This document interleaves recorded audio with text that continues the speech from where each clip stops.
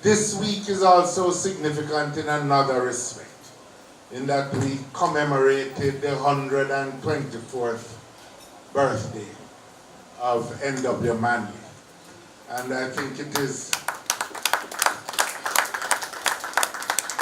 not in dispute that Norman Washington Manley was the visionary who raised the possibility in our minds and indeed led the charge to establish an independent Jamaica. And we should all be forever grateful for that task and that accomplishment of N.W. and his generation. But it is also an appropriate point in time for us to take stock of what we have accomplished. What have we achieved on that mission that he set out for us? What remains to be done, and how are we going to achieve it? I don't think anybody can doubt the tremendous achievements of Jamaica as a whole. The fact that we have survived, which is an important fact, as an independent country, because and we have survived as a democracy. Many countries that achieved independence at the same time. Some in the Caribbean, like in Grenada, some in Africa, some in Asia, have not been able to sustain their democratic institutions. We have been able to change governments by electoral means, and for the most part without violence, and that is a credit to our country. We have preserved all the rights of freedom of speech.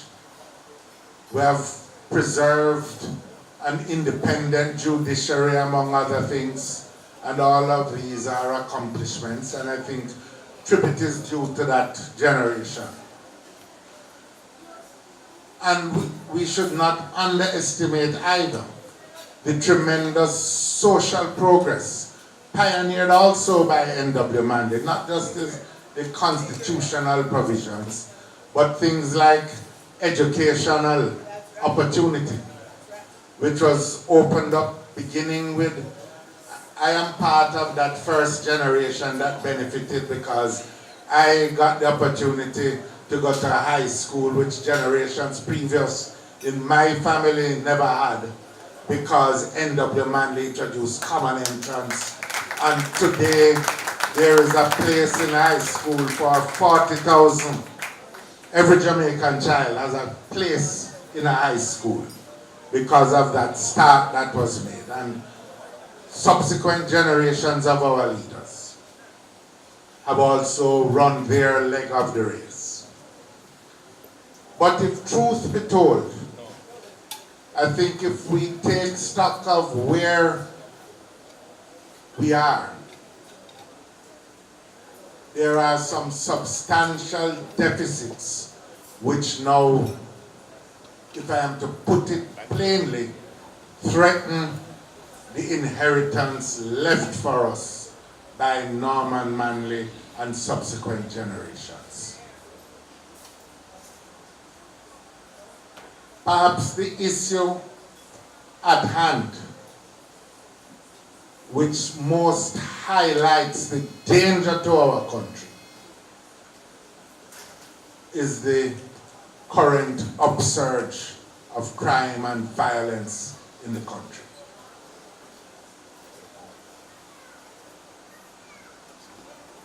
The People's National Party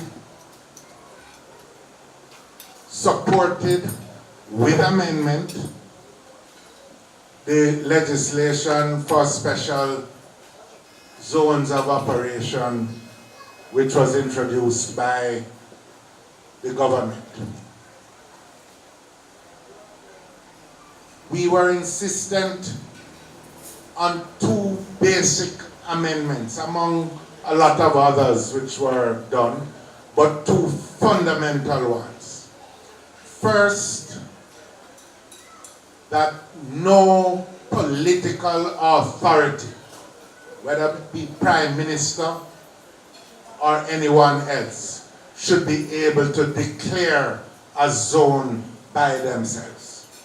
Because we have worked too long and too hard to remove the blot of political interference from the security forces, and we are not prepared to allow it to happen now. And we also insisted that persons who are detained in these special zones needed to be assured of the quality of the justice that they were brought before. If they were making complaint and their detention lasted for more than 24 hours. And so we insisted that they should be brought before a justice of the peace who was a lay magistrate at minimum, and somebody from the panel of lay magistrates in every particular parish. But having said that, I think it should be clear that in a country that has among the highest murder rates in the world,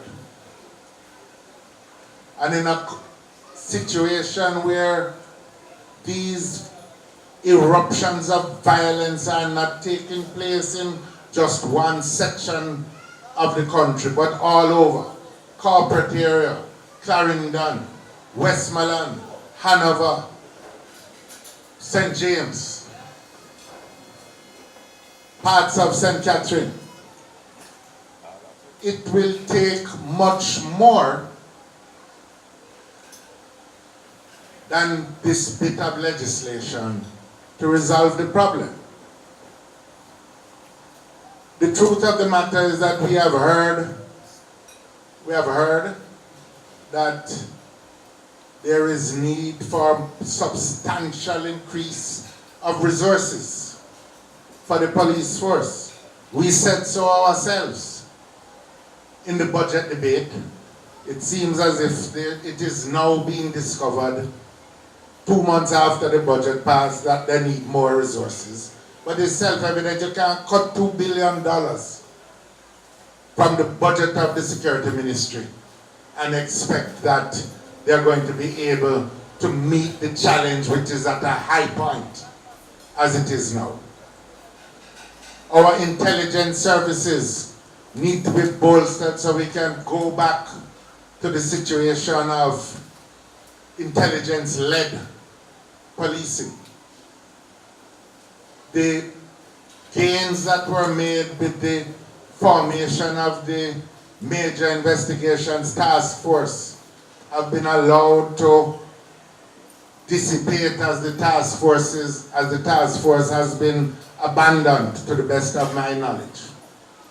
Much more is needed, but most of all, where we are disappointed is the silence of those in authority. The country has to be mobilized.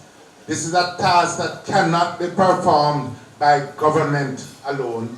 This is a task that requires the mobilization of all well-thinking Jamaicans. The church, the clergy, the school system, the private sector, citizens association, everyone who is on the side of justice and peace needs to be mobilized to resist the onslaught of criminality, which is the main threat right now to the survival of our nation.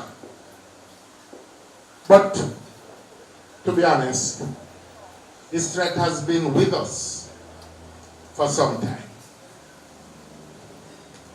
And it reflects failure in other areas as well. If we look at our situation with education, While it is true that because of all the effort that has been made, we have succeeded in getting access to high schools and creating more high school places, it is true that we still have too much variation in the quality of education being offered in the various high schools. And that's why whenever GSAT results come out, parents fret. Too many parents fret.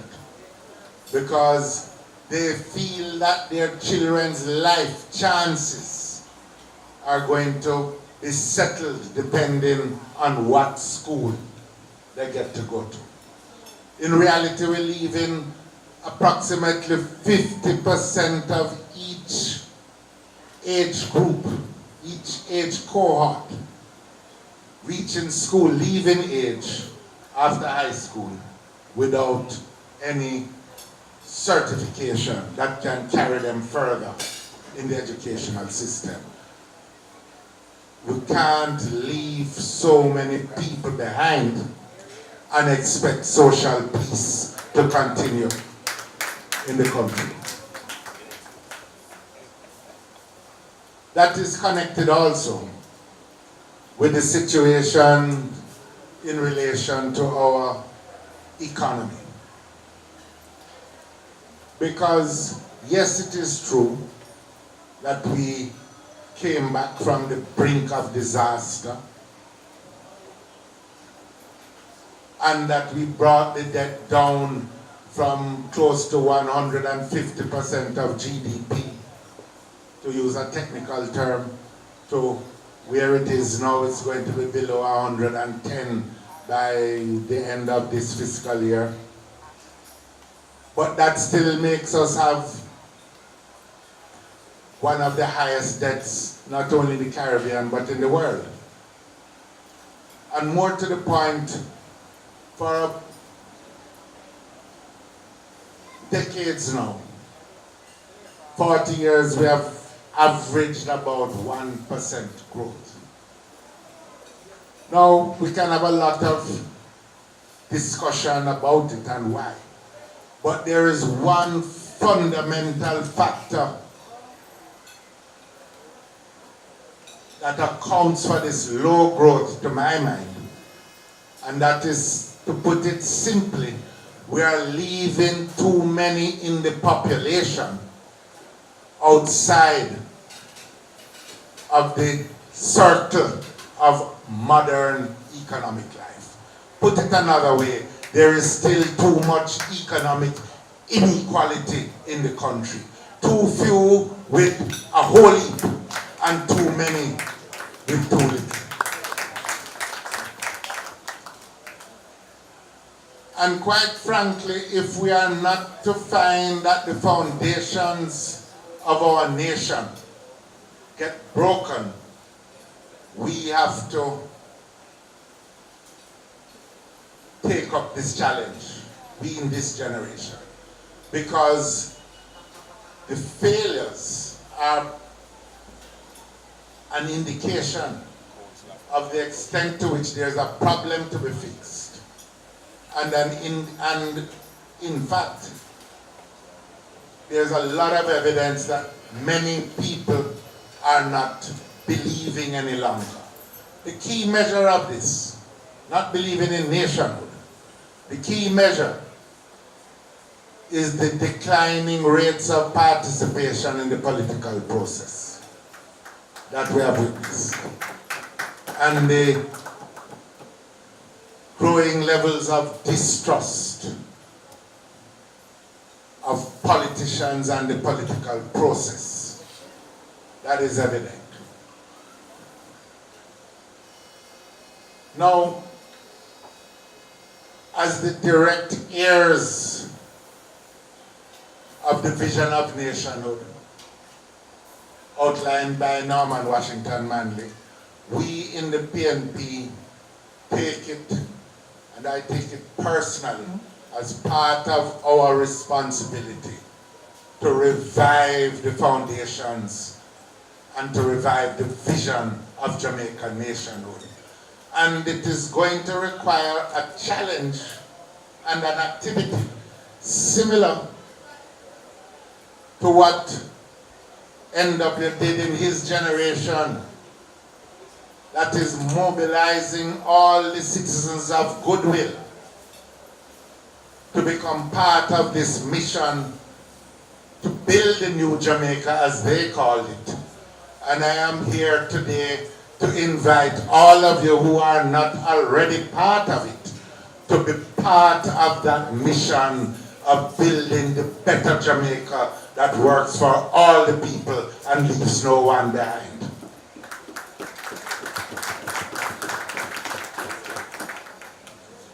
Because the challenges that we face cannot be solved by government alone standing in isolation from the people. And it can be solved by two parties in parliament unless we are able to mobilize the goodwill and energies of all the people. There are people who say that voluntarism is dead. I don't share the view. I believe every day we see among us people who go way beyond the call of duty. The teachers in our schools who reach out way beyond what they are paid for to try to rescue some children without adequate resources in the schools. The doctors and the nurses in the hospitals who work hours after hours without the drugs and the medicines and all of that. They are volunteers in the service of nation building, but we need to reach out to them some more. The people in the communities that share a little of their Sunday dinner with people who have none are also the volunteers on behalf of progress in the country. And we need to reach out to them so they can become part of this. The people in the neighborhood watch, the citizens associations, the parent teachers associations, the farmers working in the communities, all of them.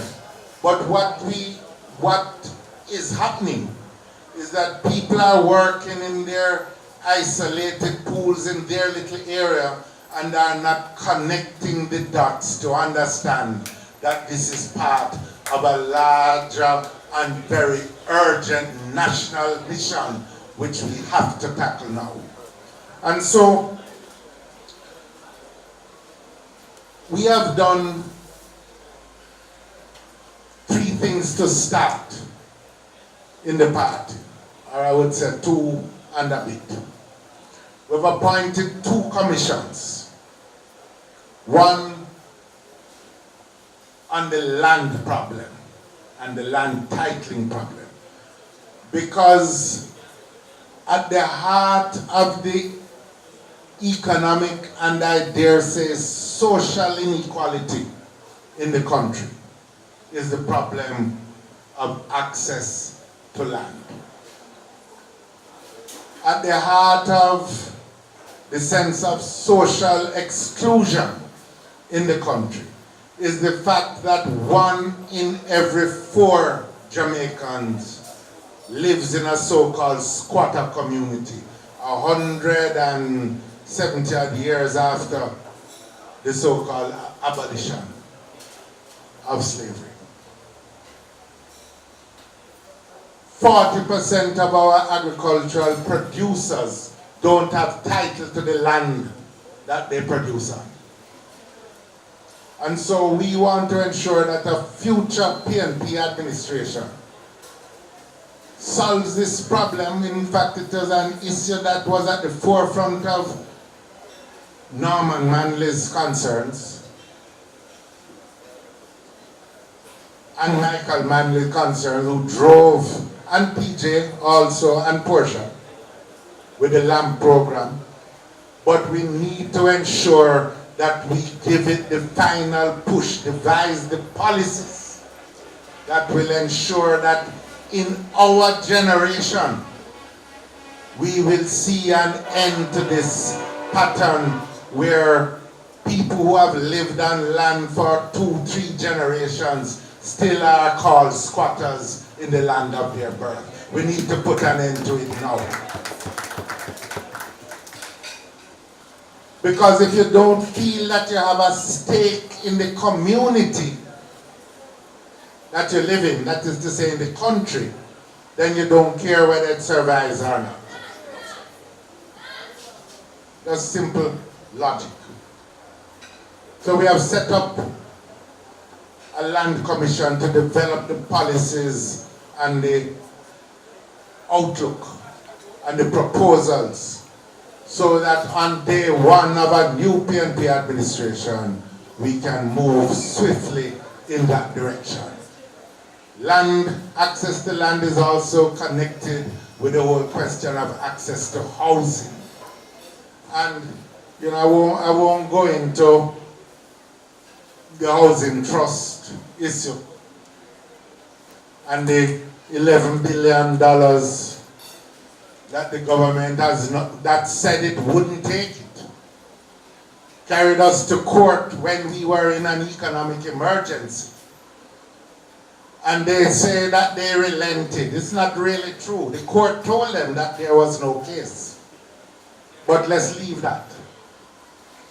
What we intend to do since the economic emergency has passed is that a future PNP administration will ensure that for the future, in legislation, the majority of the resources of the National Housing Trust will go into building housing that gives access to the lowest income people to housing in the country.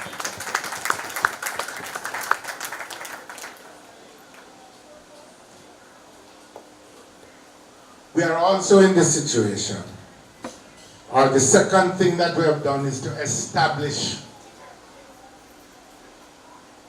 a commission on the new economy and innovation and youth employment. Simply put, coming out of the 50s and 60s, we had bauxite and we had tourism. But you really haven't had any new sectors, new modern sectors emerge in the Jamaican economy to pull the economy forward.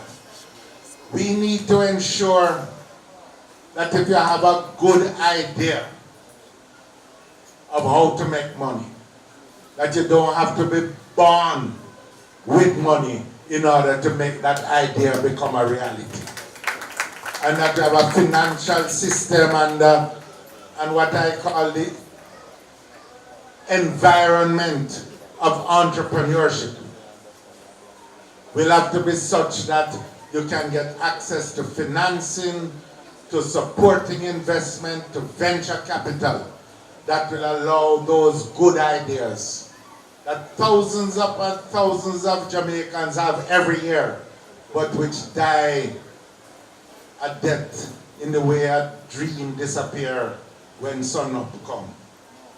We want to make these dreams and visions become reality in a new productive world. And we want to ensure in this area as well that we don't look at the next 10, 20 years and talk about 1% and 2% growth. We have had a lot of promise in recent times, but it is true, we believe that this underperformance is due to a number of factors, and we intend to identify them and move them out of the system.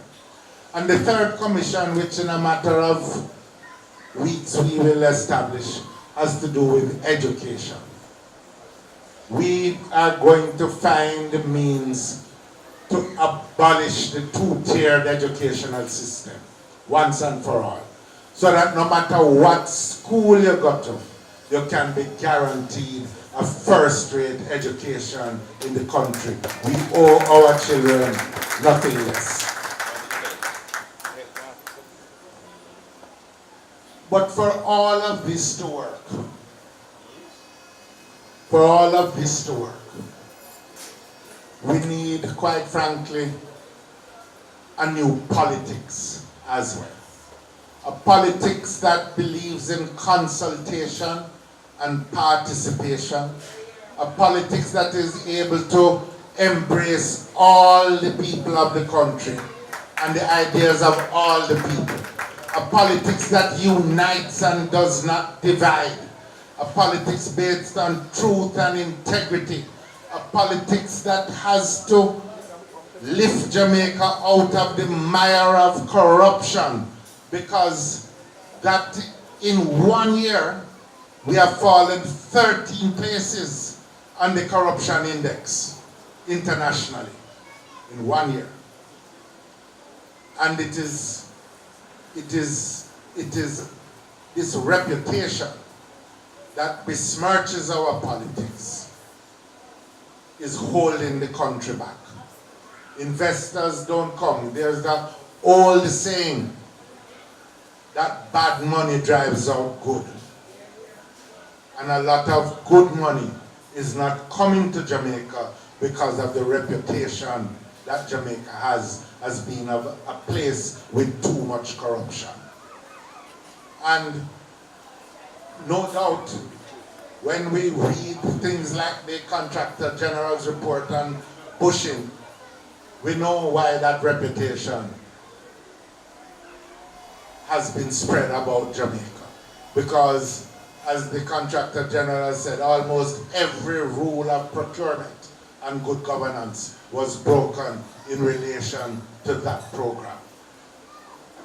So we need a different approach to politics. And I am here to say to you, not just as the President of the People's National Party and leader of the opposition, but as a Jamaican who believed and who still feels earnestly about this mission of NW Manley, that we, all of us now, need to accept that we are part of this mission so that it will not die, and our children and our children's children can feel proud to say, as he said, I come from Jamaica.